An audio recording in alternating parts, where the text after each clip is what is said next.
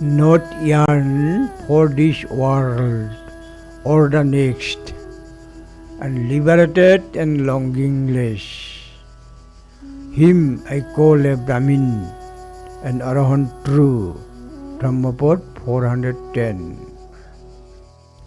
He has no yearning either for this world or for the next. He is free from yearning and greed.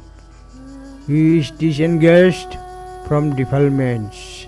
Such a person I declare a fine Brahmana, fine Arahant, in whom there is no longings found in this world or the next, longingless and free from bonds. That one I call a Brahmin, an Arahant true. Brahmapad 410.